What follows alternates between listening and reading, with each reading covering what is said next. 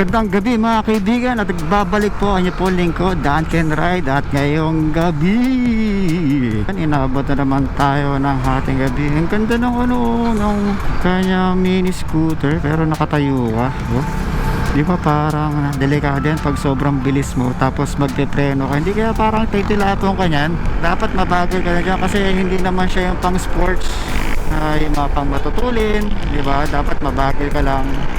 Hindi ka dapat sumasabay sa mga motor kasi ang kinakatakot ko dyan ganito yung ganyang posisyon mo na nakatayo tapos mabilis yung takbo mo tapos bigla kang hihinto, di ba? Sa motor nga lang sumusubsob ka na paano pa kaya dyan sa scooter na nakatayo, no? Paano pag sumubsob ka, hindi ka parang lalo ka pang susubsob. Ayun, tulad nyo, di ba?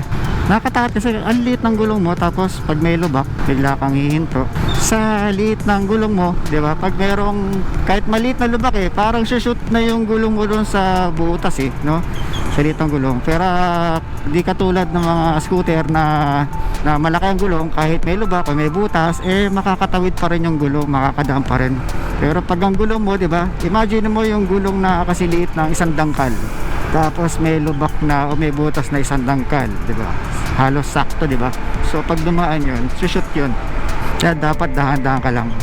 Yun, doon ka dapat sa gilid. Pero dapat hindi ka masyadong mabilis. Kasi ang kinakatakot dyan pag biglang preno mo, di ba? Saan mo ibubuhos yung bigat, no? Syempre doon sa paharap, sa harap ang gulong.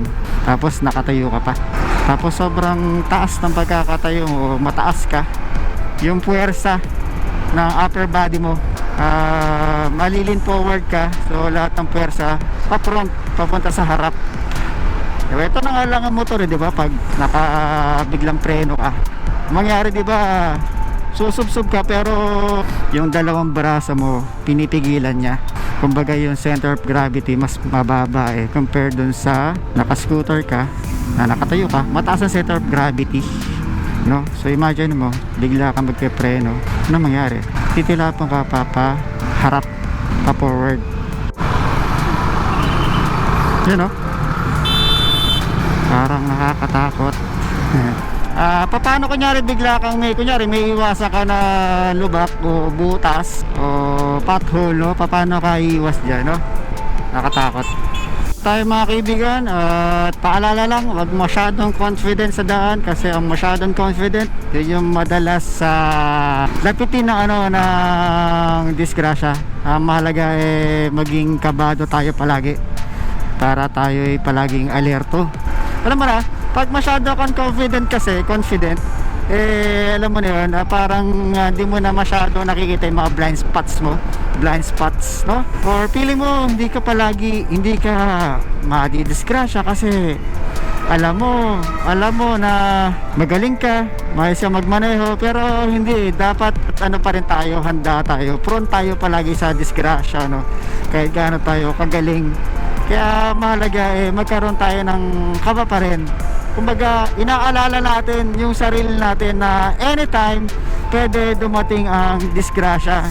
Di ba, doon sa mga naunang vlogs ko, meron nga nakatayo lang sa sidewalk di ba, nadidisgrasya pa. Ano pa tayo mga nagdadrive, mga nagmumotor sa kalsada, hindi ba? Hindi mas lapitin tayo ng disgrasya, di ba? Lalo na confident ka masyado. Kasi minsan pag sobrang confident ka, kampante ka masyado, no? Di ba? Alam mo, kunyari, example, wala kang kasabay na mga sasakyan, so confident ka na di ka madidisgrasya. Pero hindi mo alam, meron palang kabling nakalawit sa gitna ng kalsada, no? Hindi mo napansin kasi mabilis yung takbo mo, confident ka, walang masyadong sasakyan, hindi mo napansin, meron palang nakalawit na kable. So ang mangyari, sasabit sa'yo yung kable, di ba? So didisgrasya ka. Kaya huwag tayo masyadong confident, palagi tayong kabado, kumbaga may kaba, palagi tayong handa.